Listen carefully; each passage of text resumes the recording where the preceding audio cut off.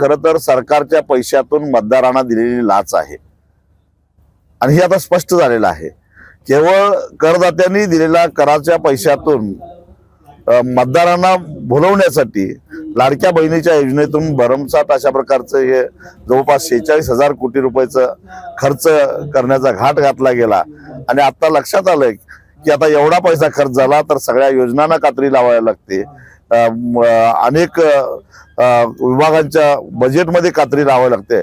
आता एकदा अजित पवारांनी ह्या वर्षीचा अर्थसंकल्प सादर करत असताना माहिती आर्थिक सर्वेक्षणाचा अहवाल जे देतात त्यामध्ये त्यांनी सांगावं किती योजनांना कात्री लावली, किती विभागाच्या बजेटमध्ये कपात केली। त्यावरून लक्षात येईल की सामाजिक योजना ज्या होत्या, दलित असतील, आदिवासी असतील, अल्पसंख्याक असतील, विद्यार्थी असेल, विद्यार्थ्यांची 3-3 वर्षाची शिष्यवृत्ती मिळालेली नाही, शेतकऱ्यांच्या ठिबक सिंचनाचं अनुदान 3-3 वर्षापासून मिळालेलं नाही।